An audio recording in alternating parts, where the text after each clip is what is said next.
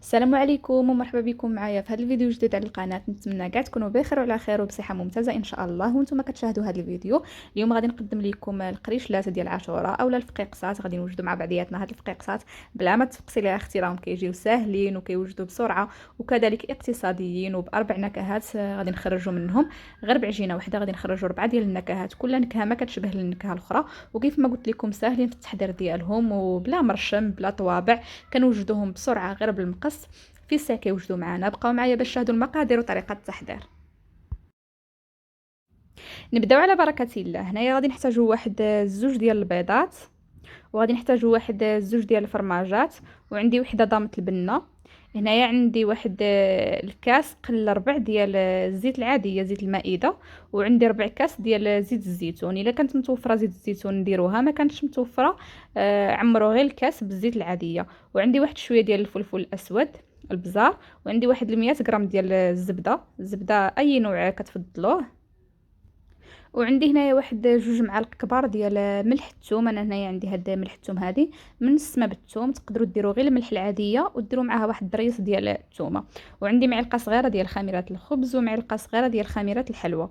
وعندي هنايا معلقه كبيره عامره مزيان تاع الموطارد او الخردل. انا هنايا ما كانش متوفر عندي، بدلته بصوص الجيريان. وعندي واحد الكيلو ديال الدقيق الممتاز بطبيعه الحال اللي يكون مغربل المقبل. غادي نضيفوا الزيت نضيفوها على الدقيق كيف ما قلت لكم. اللي ما كانتش متوفره زيت الزيتون استبدلوها غير بالزيت العاديه، عمروا الكاس وصافي. غادي نضيف هذيك 100 غرام ديال الزبده اللي تكون هكا لينه بدرجه حراره المطبخ. غادي ندخلوا هذيك الزبده مع هذيك الزيت المائده وزيت الزيتون، غادي ندخلوها مزيان في الدقيق. غادي نحاولوا هكا نرملوا هذاك الدقيق هكا وندخلوا هذيك الزيت والزبده ندخلوها مزيان في هذا الحبيبات نتاع الدقيق. كيف ما كتشوفوا هنايا دخلت هذا الزيت مزيان في هذا الدقيق هذا. وغادي نضيف المكونات الاخرى. هنايا غادي نضيف هاد الزوج ديال الفرماجات، الفرماج المثلث.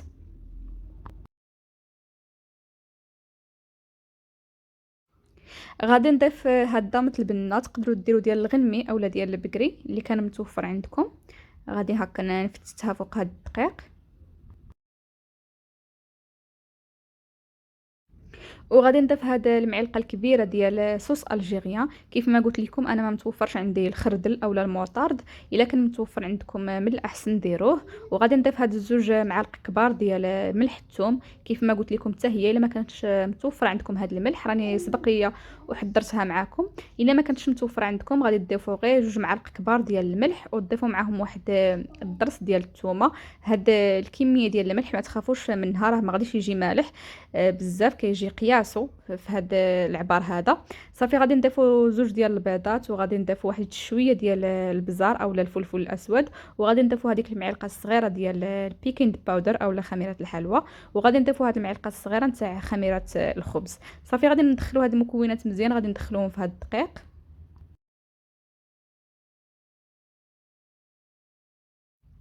غادي نضيف واحد زوج معالق كبار ديال سنيده، نسيت ما ذكرتهاش معكم في الاول. صافي غادي نجمعوا العجين ديالنا مزيان، غادي غير نحاولوا نجمعوه ما ندلكوهش بزاف. كذلك غادي نجمعوه بالماء، الماء غير ديال الصنبور عادي. هنايا انا ضفت لها واحد زوج كيسان كبار ديال الماء، ما يعادل 3 د الكيسان تاع العنبه بالعبر ديال العنبه.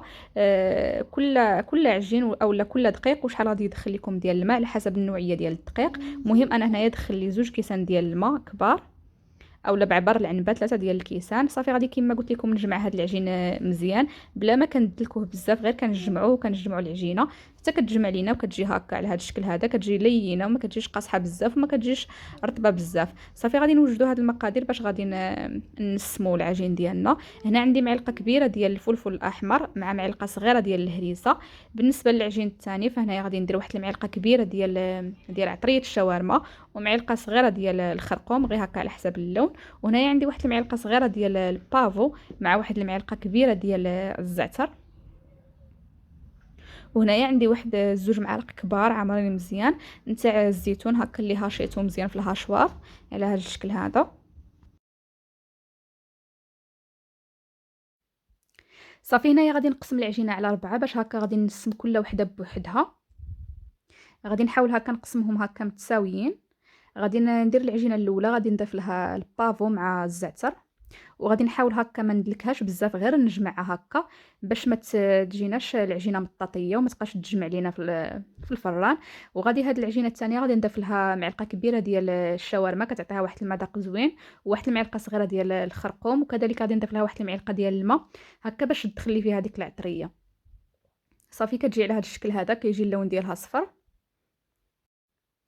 بالنسبة للعجينة الثانية فغادي نضيف لها معلقة كبيرة ديال الفلفل الأحمر ومعلقة صغيرة ديال الهريسة. هنايا ما غاديش نضيف لها معلقة ديال الماء حيت الهريسة عندي على شكل بوماد غادي تجمع ليا. صافي كما قلت لكم غير نجمعوها بلا ما كندلكوها. كيف ما كتشوفوا جات على هذا الشكل هذا. اما بالنسبه للزيتون فغادي نضيف لها هذه الكميه ديال الزيتون.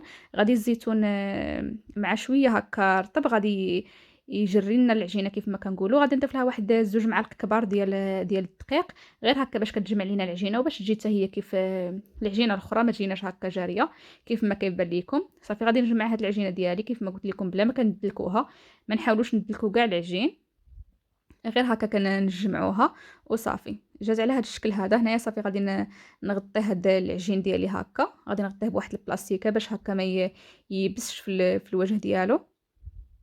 وغادي نجيب هكا واحد السكين اولا شي حاجه هكا باش غادي نبقاو نقطعو، وغادي نحاولوا هكا نقطعوهم هكا لقطع صغيره هكا باش غادي نبقاو نحربلو كل قطعه غادي نبقاو نحربلوها بوحدها.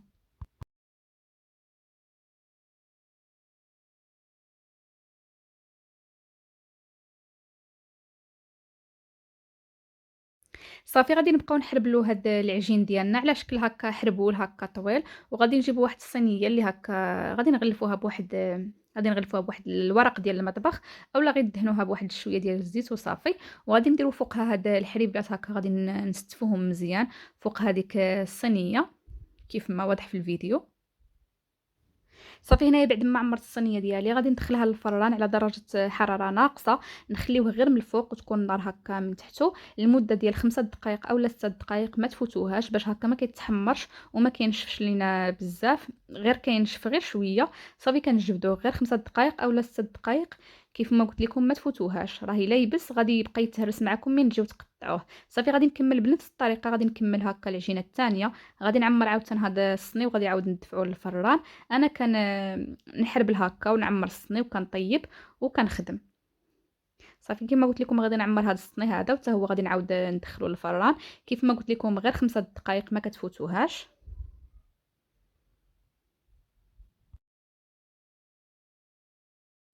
صافي غادي نكمل بنفس الطريقه، غادي نبقى نقطع هاد العجين هكا حتى نكمل كاع العجين ديالي وانا كنحربل وكنعمر هكا في الصينيه. الحربول يكون على هاد الشكل هذا اولا على هاد القياس هذا، ما تغلظوش بزاف وما ترقوش بزاف.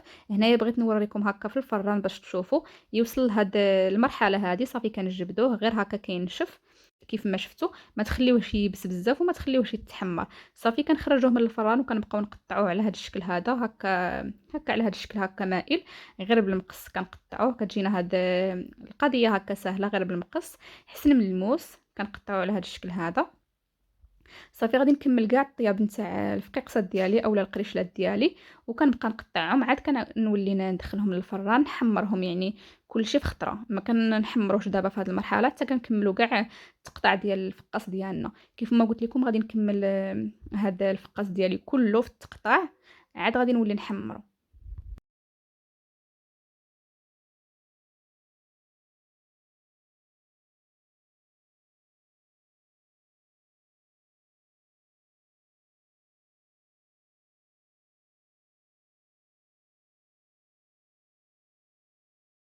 صافي هنايا غادي نكمل بنفس الطريقه اللي طاب كنجبدو هكا ونقطعو هكا على هذا الشكل هذا بنفس الطريقه حتى كنكمل، ولكن ما تخلطوش مع بعضياتو، كل نكهه ديروها في صني بوحدها هكا باش تجينا النكهات كل حاجه بوحدها ما يتخلطوش مع بعضياتهم.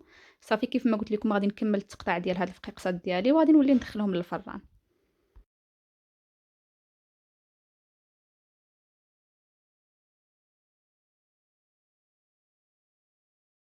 هنايا بعد ما كملت التقطاع كيف ما قلت لكم كل نكهه غادي نديروها في صنيب بوحدها هكا باش ما كيتخلطوناش النكهات، وغادي ندخلوهم للفران على نار مهيله غير هكا من التحت. غادي نديرو 2 صوانع لتحت وغادي ندير 2 صوانع الفوق، غادي تحمر لي هكا واحد شويه وحنا كنقلبو هكا بواحد المعلقه باش يتحمر مزيان كيف ما واضح لكم في الفيديو. كيف ما شفتوا راني درت هكا زوج لفوق وزوج لتحت. هنايا راني جبته من الفران، راه تحمر، كيجي مقرمش، كيجي على هذا الشكل هذا، كيجي رائع لا في المذاق لا في الشكل ديالو. وكذلك كيف ما قلت لكم كيجي مقرمش، كتجي فيه واحد القرمشه وكتجي فيه واحد النكهه، كل نكهه ما كتشبه النكهه الاخرى.